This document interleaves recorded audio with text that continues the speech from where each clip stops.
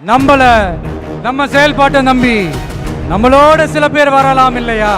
அதுக்கான அரசியல் சூழல் உருவாகலாம் இல்லையா?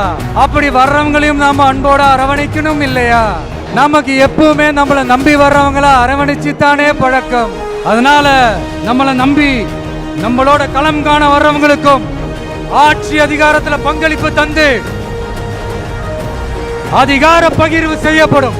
2026ஆம் ஆண்டு ஒரு புதிய அரசியல் களத்தின் புத்தாண்டு.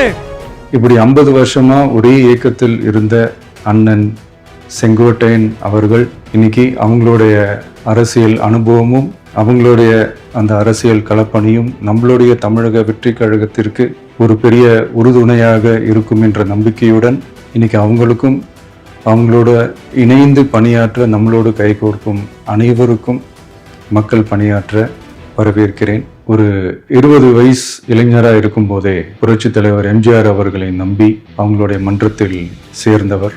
அந்த சின்ன வயசுலேயே எம்எல்ஏ என்ற ஒரு பெரிய பொறுப்பை ஏற்றவர். அதுக்கப்புறம் அவருடைய அந்த பயணத்தில் அந்த இயக்கத்தின் இருபெரும் தலைவர்களுக்கு ஒரு பெரிய நம்பிக்கைக்குரியவராக அரசியல் களத்தில் இருந்தவர். இப்படி 50 வருஷமா ஒரே இயக்கத்தில் இருந்த அண்ணன் செங்கோட்டையன் அவர்கள் இன்னைக்கு அவங்களுடைய அரசியல் அனுபவமும் அவங்களுடைய அந்த அரசியல் களப்பணியும் நம்மளுடைய தமிழக வெற்றி கழகத்திற்கு ஒரு பெரிய உறுதுணையாக இருக்கும் என்ற நம்பிக்கையுடன் இன்னைக்கு அவங்களுக்கும் அவங்களோட இணைந்து பணியாற்ற நம்மளோடு கைகோர்க்கும் அனைவருக்கும் மக்கள் பணியாற்ற வரவேற்கிறேன். நல்லதே நடக்கும், நல்லதே நடக்கும், நல்லது மட்டுமே நடக்கும்.